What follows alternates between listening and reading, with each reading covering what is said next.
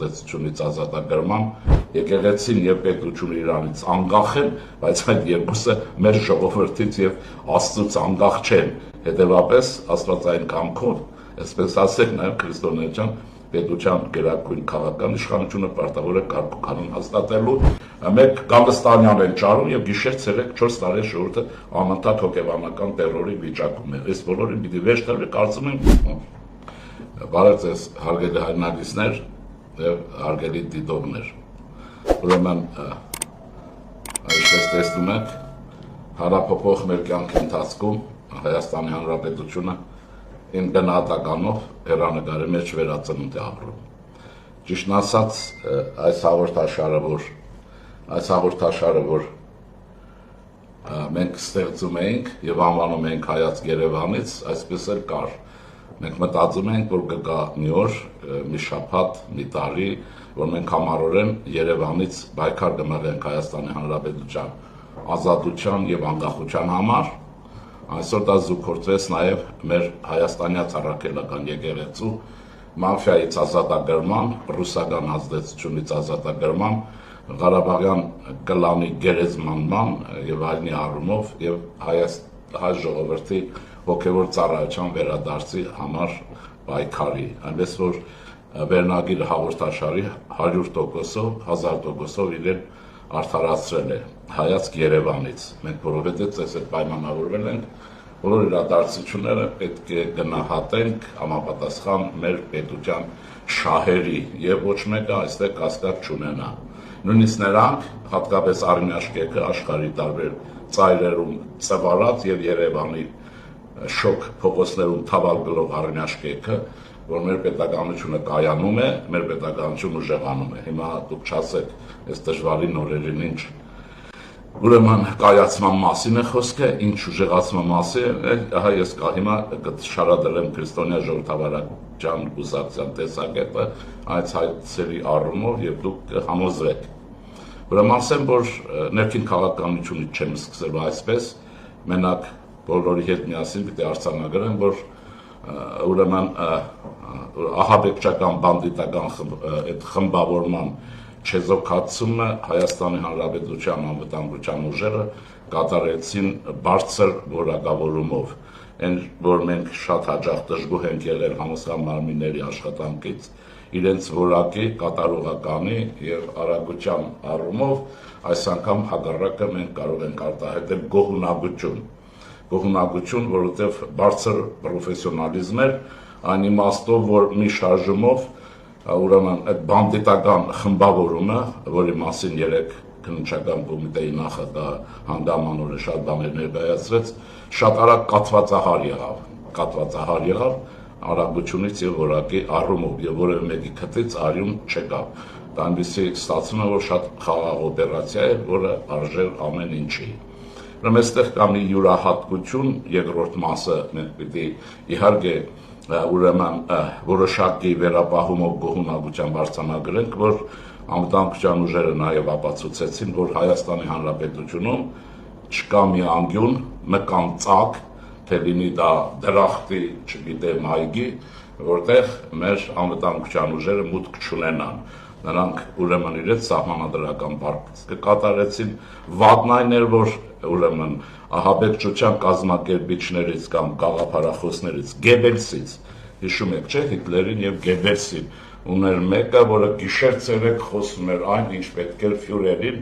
եւ պատերազմի շահերին եւ ուրեմն անվտանգություն ուժերը ստիպված եղան նույնիսկ ուրեմն մարտաճալ մտնել չեզոքացնելու համար, ուրեմն վեղարի տակ թաքնված հեղաշրջման գաղափարախոսին կամ մունետիկին։ Ասեմ, այստեղ շատ տարօրինակ բան չկա, դուք շատ չզարմանաք եւ չնայեք այդ Ղարաբաղյան կլանի ուրեմն լրատվամիջոցների վայրա ուրեմն այդ ոռնոցին, դա ոռնոց է, թե վայ մտան այստեղ եւ այլն։ Դուք գիտեք, որ ինքնին հասկանալ է, ամեն առողջ մարդ կհասկանա, որ եթե նա չփախչեր եւ չլներ մարտաճարում, բնականաբար նրա հետևից անվտանգության ուժեր չէին գնա։ Ուրեմն սա նաեւ պրովոկատոր է, որովհետեւ ես վստահ եմ, որ ուզուրպատորի հետ միասին այս խումբը, որը հայ եկեղեցին ծառայեցրել է, ծառայեցնում է կլանի, մաֆիոզ կլանի, Ղարաբաղյան կլանի եւ Ռուսաստանի շահերին ընդդեմ Հայաստանի Հանրապետության եւ հայ ժողովրդի հոգեվոր շահերի, ուրեմն սրանք մտածում էին, որ ուրեմն անվտանգության ուժերը չեն համարձակվի մտնեն սրբության սրբոց, բայց կյանքն ապացուցեց, որ իհարկե ուրեմն մարտաճարը մեզ համար սրբության սրբոց է, բայց դրանից անդին կա նաեւ ավելի վեհը եւ ավելի ուրեմն այսպես ասենք, բարձրը եւ դա Հայաստանի պետականությունն է։ Մենք պիտի հասկանանք, որ մեզ համար պետականության ամրապնդանից դժվարին կռիվների ժամանակ ամենավեհը, ամենահզորը, ամենապաշտելին մեր պետականությունն է, իհարկե, որ ունի նաեւ բովանդակություն եւ այդ բովանդակությունը հայաստանյաց առաքելական եկեղեցին է։ Բայց ես նաեւ հիշեցնեմ, որ այստեղ էլ ծայրահեղությունը ճիշտ չի, որովհետեւ մեր ազգային ուրեմն հոգեվոր կյանքի ստացվածներից են նաև ուրեմն հայ կաթոլիկները, նրանք օրինական հայկական եկեղեցի են դիտվում եւ բողոքականները հայ կամ ավետարանչականները 19-րդ դարի երկրորդ կեսերից այս երեք եկեղեցին դիտվում են Հայաստանի եւ հայ ժողովրդի հոգին ու սիրտը։ Այն երկուսին չմոռանաք, նաեւ այստեղ համեմատության բան կա։ Սովորաբար այսպես է, ուզում են ասել, բա եկեղեցու առաքելական եկեղեցու եւ պետության փոխհարաբերության մոդելը որն է, այդ մոդելը ցույց են տալիս հայ ավետարանականները եւ հայ կաթոլիկները, որոնք իրենց հոգեվոր գործից բացի պետական իշխանության հարցերով չեն զբաղվում եւ իշխանավոր ենթադրել է մաֆիոզ կապերել Ղարաբաղյան կլանի եւ ռուսական կաղնի ծառայությունների հետ հավանաբար չունեն, որովհետեւ արկեշտությունը երևում է, եթե լիներ ժողովրդի մեջ խոսակցություն կներ գոնե։ Հիմա ասեմ հետեւյալ, ուրեմն այսպես, եւ ես ձեզ հետ միասին երևի ակնկալում եմ, որ բոլորս ենք ակնկալում, որ Գարեգին ուզուրպատորը, որտեղ ինքը հաշվել լավ գիտի, իհարկե նա գումար է լավ հաշվում, բայց այս անգամ պիտի քաղաքական լավ հաշվարկել անի, եւ մտածի, որ ինչքան շուտ մարտաճարն ազատի, այնքան շուտ մեզ համար, իրեն համար հավանաբար չգիտեմ, իր թայֆի համար դժվարանում եմ ասել, որոնք իրեն ուրեմն հոգեվոր ուրեմն աշխատանքի ծառայության բարակայի ուրեմն այդ պատրվակով շատ են հետը իրեն պաշտպանում, ուրեմն դրանց համար չգիտեմ, բայց մեր ժողովրդի եւ մեր պետության համար խիստ անհրաժեշտ է,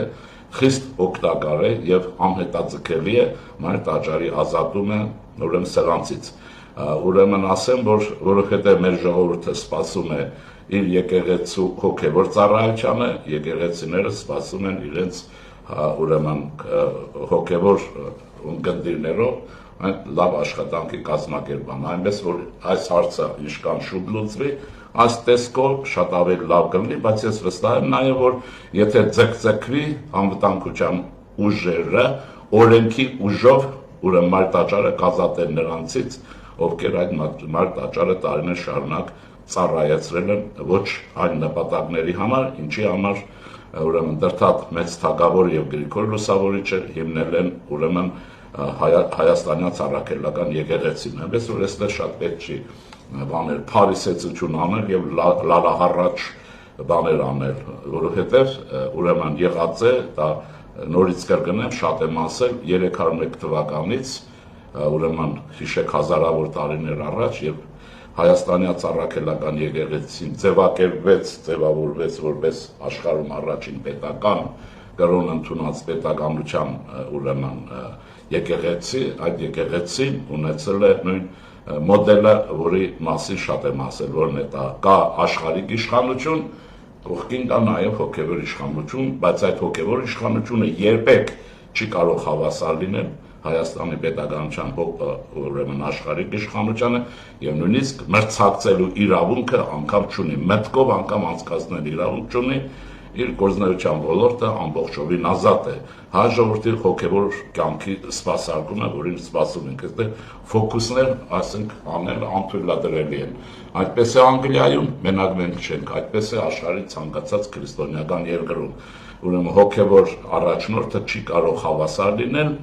ընդ որում չի կարող բարձր լինել, դրա մասին խոսք չի կարող լինել, չի կարող ուրեմն մրցակցել քաղաքական կյանքի մեջ ուրեմն աշխարհիկ իշխանության հետ։ Այստեղ է խնդիրը եւ չպետք է զարմանալ նաեւ պետական իշխանության միջամտությունը երկրում կարգ ու կանոն, նաև եկեղեցու փոխհարաբերությունը ճշգրտելու առումով։ Ճիշտ է, որ սահմանադրորեն եկեղեցին եւ պետությունը իրանից անկախ են, բայց այդ երկուսը մեր ժողովրդից եւ Աստծուց անկախ չեն։ Հետևաբար աստվածային կամքով, այսպես ասել, նաև քրիստոնեական պետության գերագույն քաղաքական իշխանությունը պարտավոր է կարգ ու կանոն հաստատելու եւ այդ եկեղեցին սպասարկություն դնելու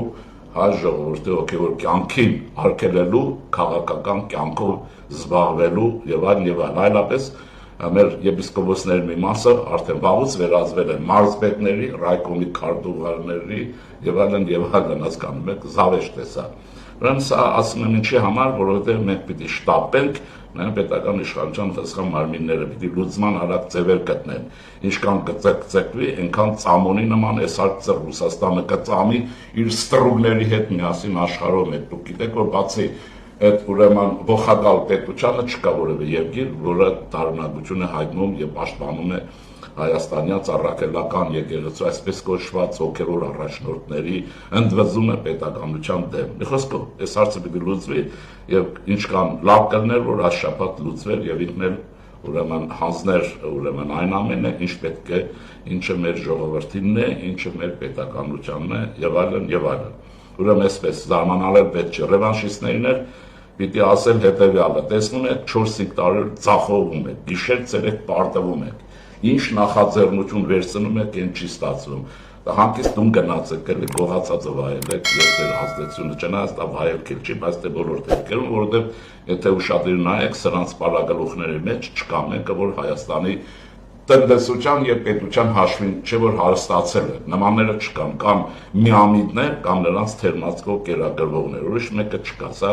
ուրեմն գողապետության առաջացրած օլիգարխիկ հոգևոր ուրեմն շպարով ծածկված, վատ շպարով ծածկված խումբ է եւ Գարեգին ուզուրպատորը պիտի ազատի, բայց ուրիշ խնդիր կա։ Մենք պիտի կարողանանք, իհարկե ովքեր որ ընտրելու են, ուրեմն պիտի ունենանք անպայմանորեն ուրեմն հոգևոր կյանքով ապրող եւ կազմակերպական մեծ ջիղ ունեցող հայոց հայրապետ, որը կարողանա այս դժվարին վիճակում այս եկեղեցու խաթար վիճակը ուրեմն կարգավորել եւ նաեւ ուրեմն այս բոլորին կյանք տալ, որովհետեւ կրկնեմ մեր ժողովրդին խիստ անհրաժեշտ է հոգևոր ծառայությունը, որը եկեղեցու սպասավորների գործն է։ Ուրեմն այսպես, երկրորդը ես ասեմ ուզուրպատորի կամունիստների համար, ովքեր որ համարում են, իշխանություն ունի 1000 ձևեր եւ 1000 հանցագործությունների վրա կարող է խախտումների վրա ուրեմն հարցը լուծել։ Առաջինը ուրեմն ես ինչպես նաեւ դուք շատ գիտենք, որ այս մարդը ժամանակին բազմաթիվ ուրեմն գործարարներից, քաղաքացիներից նյութական եւ այլ ձևերով շորթել է, վերցրել է ապրանք, կոպիտ ասենք, չի վճարել եւ այսպես ես դիմեի իշխանությանը կոչ կանեի եւ ուրեմն կդիմեի քաղաքացիներին, ովքեր տարիներ շարունակ այսպես ասած սրանց տարբեր ձևերով քծվել են իրենց ունեցվածքով։ Դեպքերը շատ են, այնպես որ նրանց սամի բան է, որով կարող եք հարցը լուծել։ Կա երկրորդ մասը, դա ես հատուկ առողջապահության նախարարության համար եմ ասում, որովհետեւ հարցը լուծվի, պիտի ստուգվի Իզմեիլյան բժշկական կենտրոնը այն պարագայով, որ հեղափոխությունից հետո տարբեր գանձակողեր, մաֆիոզներ, ուրեմն տարբեր խմբավորումներ, անշուշտ նաև Քոչարյան Ռոբերտը, որոնք դատարաններից պատժից խուսափելու համար, օրենքի մասին է խոսքը, Իզմեիլյան բժշկական կենտրոնում ստացան կաթողիկոսական ինդուլգենցիա, ուրեմն մեծ մասը չեխոտկա ուրեմն բանով, հիվանդությունով ուրեմն մտավ բուժման, առողջացան եւ հետո սկսեցին հաջորդի կյանքը ուտել եւ հիմա ցուլի նման ման են գալիս այդ հիվանդները, որոնք Իզմեիլյան կենտրոնի խողովակով դարձան անառողջներ, առանց համաչելու, բայց այդպես է։ Ուզում եմ ասել առողջապահության նախարարությունը հենց կարող է միայն այս փաստը ստուգել, տեսնել թե այդ կենտրոնում ովքեր են ուրեմն գողապետության թալանչիներից բուժվել, որոնք դատական հետապնդման մեջ էին եւ այդպես ճողոբրել իրենց կյանքը ապահովագրել։ Այնպես որ 1-2 փաստանքան բավարար է իշխանության համար, որովհետեւ ուզուրպատորին մեղադրի նաև այդ զեղծարարության համար, մնացածը չեմ ասում։ Ես ուզում եմ դուք ինքներդ հազար մի բան փաստ կբերեք, այնպես ոչ թե կաթողիկոսի եկեղեցու դեմ ուրեմն պայքարի մասին զավեշտական է խոսելը, այլ բոլորովս մենք բոլորովս պայքարում ենք մեր եկեղեցու համար, որովհետեւ նա լինի իրոք հայաստանյաց առաքելական Սուրբ եկեղեցի, վերականգնի դիրքն ու դերը հաջորդի կյանքում, որովհետեւ մեր պետությունը հզորանա, մենք էլ որպես ժողովուրդ եւ պետություն ոչ միայն ունենանք եկեղեցի, որով ուրեմն հպարտենք ու կհպարտանանք, այլ նաեւ դա որպես փափուկ ուժ նրա հնարավորություններն օգտագործենք, soft power, դուք նկատ ունեցեք, որ քրիստոնեությունը պետական կրոն հռչակած ժողովուրդը պատմական այդ իրադարձությունները, նրանց փիլիսոփայությունը, մեկնաբանությունը ահռելի փափուկ ուժ է, փափուկը հանում է ուժ է, դրանով պետությունը ժողովուրդ ուժեղանում են։ Սա մի հատված է, որ նկատի ունեցեք, այնպես ես օրինակ ոչ մի տագնապ չունեմ։ Կարևորը, որ բացահայտվեց ահաբեկիչների հսկայական մի խումբ, բայց ասեմ, որ իրավապահ մարմիններն իմ կարծիքով պիտի մինչև վերջ գնան եւ սլաքավարների հետևում վերցնեն եւ գտնեն կազմակերպիչներին, որ այն ղեկավար մարմինները, ովքեր կազմակերպել են, ովքեր փաստորեն կղերական հակահեղափոխության կամ խռովության ուրեմն սիրտն ու հոգին են եղել։ Հոդա Գալստանյանը չի, ես կարող եմ ասել, որ կաթողիկոսի ուրեմն բարակայով ներկայությամբ Գալստանյանը ինքը սոսկնի դրածո է, որին հանձնարարված է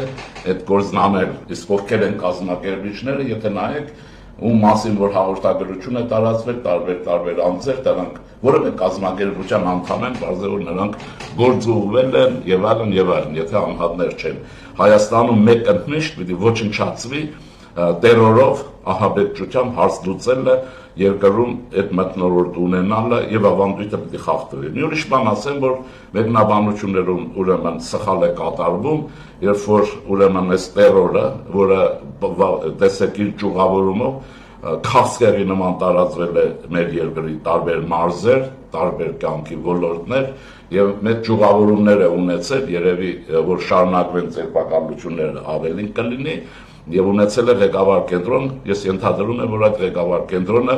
այն միամիտ հույսով, որ վեհարան չեն մտնի, հենց բազավորված է եղել, այսպես ասենք, գլխավոր շտաբը հավանաբար եղել է մայր տաճարում, որովհետեւ անվտանգության ուժերը այդ աղմուկ աղաղակի մեջ եւ ուրեմն փարիսեցության բանի տակ դժվար թե մտնեն, սրանց տգետ գիտակցության հաշվով։ Ուրեմն սա այս հարցերը պիտի լուծվեն, Ժորժ ջան, եւ իշկանարակ այնքան լավ մեզ, որովհետեւ դրանք մեզ պետք են, այնպես որ կարծում եմ, որ բայց պիտի գնալ սլաքավարների ցենկում, պիտի մաքրել ձուկը այս անգամ գլխից։ Հիմա ինչ սխալի մասին է ուզում ասել, որ կա։ Սխալ է, երբ որ որոշ մեկնաբանները անկեղծ կամ կեղծ, ուրեմն այն վրիժառությունը, որ կատարվեց հայոց սպանության կազմակերպիչների ձեռքերով Նեմեսիս ծրագրի մասին է խոսքը, դիտել հանկարծ ահաբեկչություն։ Այդ մտանքը կա, ես նկատել եմ, նույնիսկ մարդիկ գիտելիքի բացակայության պատճառով դա տերորի հետ հագում ունեն կապելու։ Ասեմ հետևյալը, որ դա ահաբեկչություն չի եղել է վրիժառություն։ Վրիժառությունը օրինական մի միջոց է, երբ որ միջազգային իրավունքը պարաբուրդի է մատնված։ Ուրեմն հայությունը Նեմեսիս ծրագիրը գործադրել է ցեղասպանության կազմակերպիչ ոճրագործների հանդեպ բացառապես այն պատճառով, որ միջազգային իրավունքը եւ միջազգային ատյանները խուսափեցին թուրքերի պարագլուխներին եւ նրանց կամակատարներին պատասխանատվության ենթարկել, այնպես որ սա շատ օրինական է եւ այդ օրինականության ապացույցը մենք ունենք ուրեմն մեր ժողովրդի լավագույն զավակներից Թեհլիրյանի, եթե ասեմ Թեհլերյան չի, ուրեմն սխալ չգրեք, անդադ սխալ եք գրում կամ ասում շատերը։ Թեհլիրյանի դատավարության ժամանակ եւ գերմանական դատարանը արդարացրեց վրիժառությունը, բայց գերմանական դատարանը երբեք տերորը չէր արդարացնի, բացառված է։ Այս հատուկ նրանց համար, որ չգնա քրքրեք եւ իմ ամեն ինչ սխալ հանեք, դա մեր ժողովրդի ուրեմն իրականացրած լավագույն ուրեմն գործողություններից մեկն է, կարող եմ ասել մոդելային է, բայց դա վրիժառություն է, վրիժառությունը երբեք տերոր չի եղել եւ ես կուզենայի որ մեր ժողովրդի միջից այդ վերժառության գիտակցությունը դուրս չկա, պիտի դուրս գա տերորը, ահաբեկչությունը, որ կատարում է սեփական պետության հանդեպ, ուրեմն այս լայնամասշտաբ եւ հեղափոխության հանդեպ։ Ուրեմն սա շատ կարևոր բան է։ Ասեմ որ եթե այդպես լինեն, հрьяաները դուք գիտեք որ ժամանակին Արգենտինայից գողացան Մոսադը արեց իհարկե պետականորեն Արգենտինայից Այխվանին գտան դարան Իսրայել եւ Երուսաղեմում թե Թել Ավիվում դատեցին դա Այխմանը նա է ով հрьяաների հոլոկոստը կազմակերպել է այդ դեպքում ուրեմն իմացեք միջազգային իրավունքը էլի չդատապարտեց դա էլ է վերժառություն ոչ թե ահաբեկչություն է ուրեմն այս մեկ ահաբեկչություն է եւ անողն է նահաբեկիչներ են կառույցներ ովքեր մասնակցել են ահաբեկչական գործընարել իսկ վերժառությունը բոլորովին այլ բան է ուրեմն չշփոթվեք իսկ ես նաեւ խորհուրդ տամ երբ որ դժվարություն կունենաք իրերը երևույթները լավ բացատրելու կվերցնեք կկարդաք առնվազն Ծատուր Աղայանի հայոց լեզվի բացատրական բառարանը մեկ կկարդաք ինչ է ահաբեկչություն տերոր, մեկ էլ կարդաք ինչ է վերժառություն, դրանք տարբեր բաներ են։ Ուրեմն ես անձամբ իհարկե կուզենայի, որ մեր սերունդները դարերի ընթացքում վերժառության համար հպարտ լինեին, իսկ նորկամք ունենային ահաբեկիչների եւ ահաբեկչությունով զբաղվողների համար, հատկապես սեփական երկրում, սեփական պետականության եւ ազգային իշխանության դեմ դա ընդունելադրելու։ Ուրեմն սա պիտի իմանալ մեկ ընդմիշտ։ Հիմա ինչ եմ ուզում ասել, մեզ ինչ է սպասում, որտեղ փողոցում այս հարցը շատ կա, ամենտեղ հարցնում են, Կիրակի օրն էլ, որ հերթական իմ շրջայցների ընկերներով Շիրակի գոտում, ամենտեղ հենց ինչ է սպասում, լավ ապագա է սպասում։ Մենք ուրեմն կուլմինացիան հակահեղափոխության անցանք։ Դուք հիշեք, որ այս process-ը, եթե մենք նայում ենք ոչ ակտը, այլ գործողություն ենք ամբողջությամբ, չի սկսվել այսօր, սկսվել է 44 օրյա պատերազմով,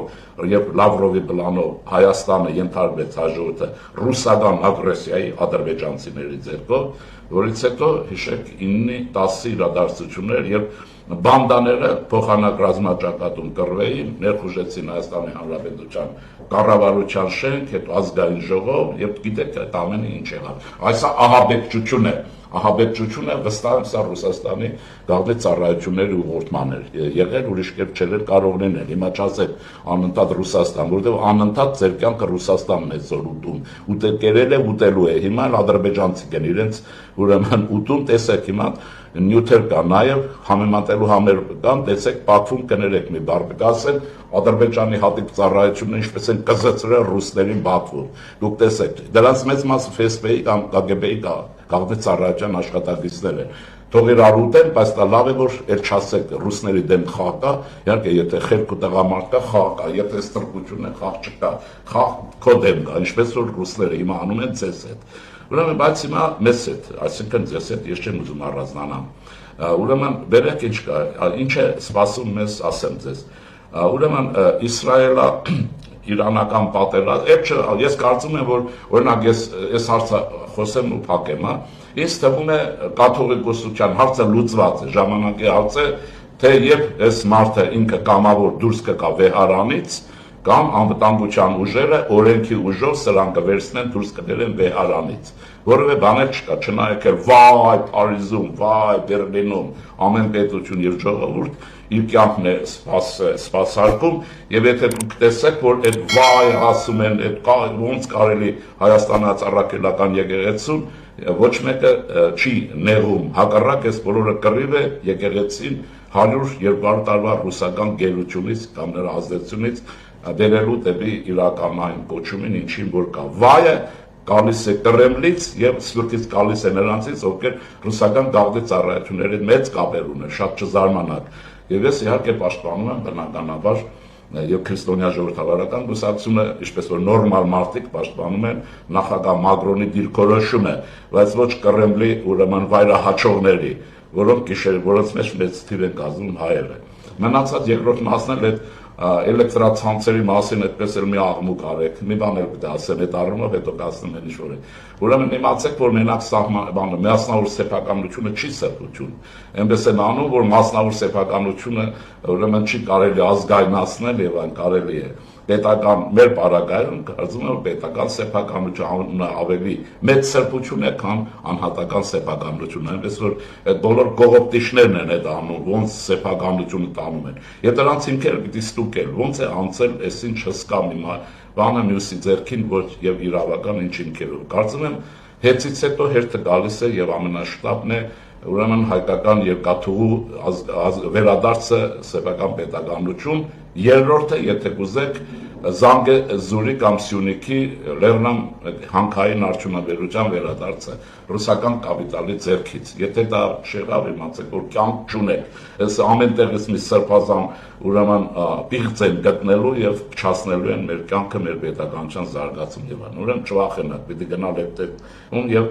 հաստատել, ասեք, սահմանադրությունը պետական սեփականություն ոչի արգելել եւ ամենևին է պարտադիր չի, որ երկրում ամեն ինչը լինի մասնավոր սեփականություն, հակառակ որ արցնեք ստրատեգիական նշանակություն են ասում ես կամ փոքր կոնե միջին ձեռնարկություններում պետական փայաբաժինը պիտի լինի 50+1-ով, որպեսզի հսկիչ ծրարը լինի կառավարության ձեռքին եւ ամեն մի բանդիտ,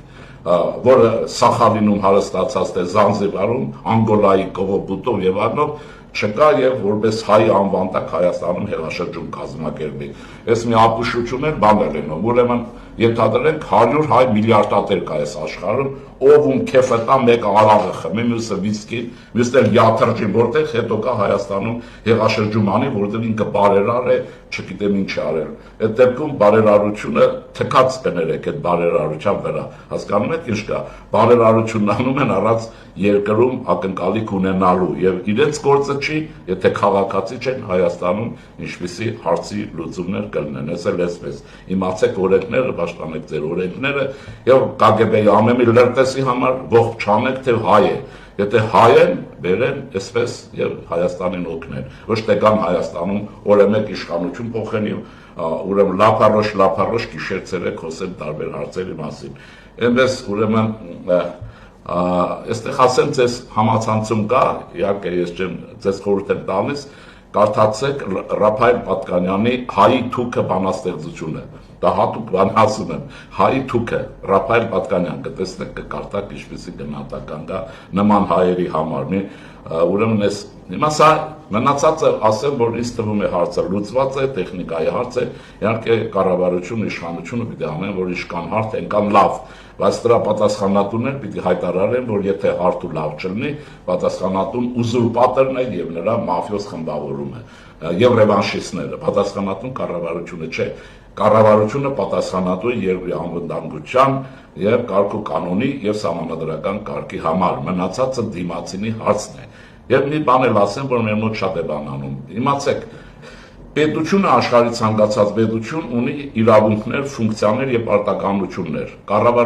Պետության ֆունկցիաների մեջ անվտանգության պահպանություն կա, տնտեսական շինարարություն, մշակույթի զարգացում եւ այլն, բայց պետությունը ունի մի մենաշնորհային իրավունք, մի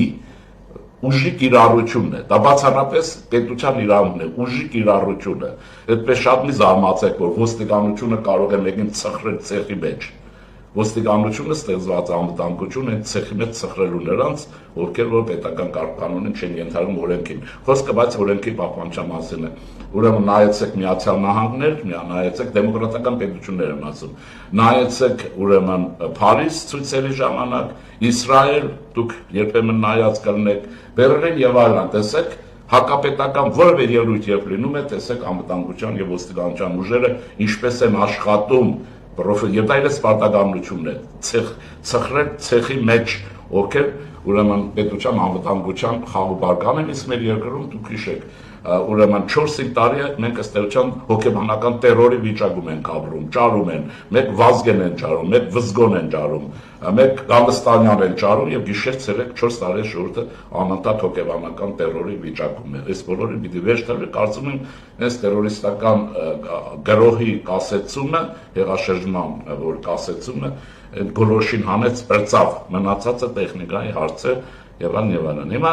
ասեմ, ապա մեզ ինչ է սպասում։ Կարծում եմ, որ նորմալ ապակա է սպասում եւ դա շատ հեռու չի։ Ինչ նկատի ունեմ։ Նկատի ունեմ Իրանի եւ Իսրայելի պատերազմը։ Իհարկե տարածված էր այն թյուր գիտակցությունը, որ Իսրայելը շատ արագ կջախջախի Իրանի Իսլամական Հանրապետությանը եւ հարցը կլուծվի, այստեղ էլ 5-րդ շարասունն արդեն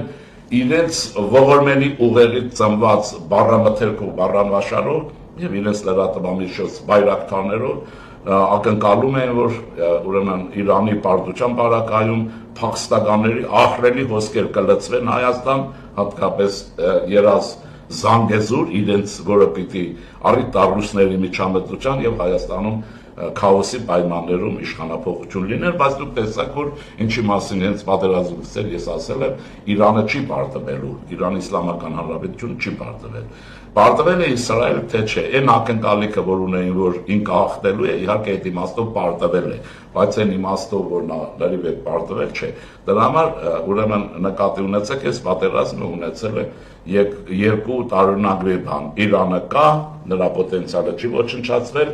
իսկ գերման անգլիացի չասեմ, ամերիկյան գեներալ կա փորձագետ Մակգրեգոր համացանցում կա, կարող եք նայել, նա ասում է, որ այս պատերազմի արդյունքով Իսրայելի պոտենցիալի 1/3 մասը ոչնչացվել է։ Ուրեմն սա ինչ եմ ուզում ասել,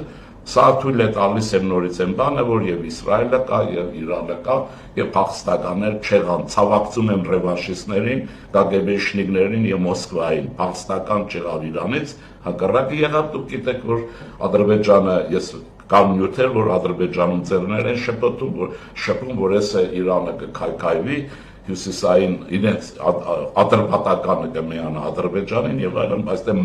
երկու պարագայում են սրանց մատները մնացին համապատասխան տեղերը եւ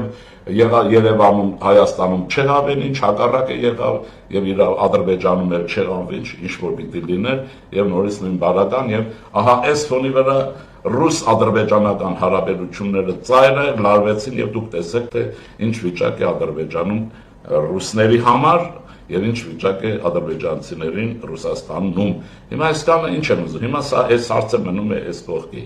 Ես կարծում եմ, որ Իրանի այս պատերազմի կանգնեցնելը եւ այլն դե բանը վերջացավ, այս Իրան-Իսրայել պատերազմը։ Դա մերձավոր միջին արևելքում գեոքաղաքական իրավիճակը արմատապես փոխում է եւ մենք հիմա փոխադարձորեն, կրնում են փոխադարձորեն շատ կարիք ունենք Իրանի եւ Իրանը Հայաստանի։ Ահա սա առիթ է, չեմ երկարացնում, բանը առանց հետև երկարի, ուրեմն սա առիթ է, որովհետեւ մենք հույս ունենանք, որ հարավ-հյուսիս մայրուղին կարող է վերածվել Հնդկական օվկիանոս սերծով մայրուղու, որը Չաբահարի նավահանգստի հետ կապ ունի եւ Իրանի հրաշալի ավտոմայրուղիների եւ նաեւ Հայաստանում, որ դուք գիտեք ինչ հրաշալի ավտոմայրուղիներ եւ թունելներ են կառուցում այս ընթացքում։ Հուսանք, որ դա կլինի Հայաստանի համար ապագայի մայրուղին, որ այնքան շատ հեռու չի, Իրանի Իսլամական Հանրապետություն, Հնդկաստան եւ մերձավոր ուրեմն հարավ-արևելյան Ասիա, ապրանքների հոսք, Եվրոպայից հակառակը դեպի այս նավահանգիստ օվկիանոսային եւ մեր երկիրը վերջապես կունենա ուրեմն երկ դեպի ծով չունեցանք նորմալ, ես հույս ունեմ, որ մենք կունենանք երկ դեպի օվկիանոս Չաբահարի նավահանգստով եւ քրիստոնյա ժողովրդավարական կուսակցության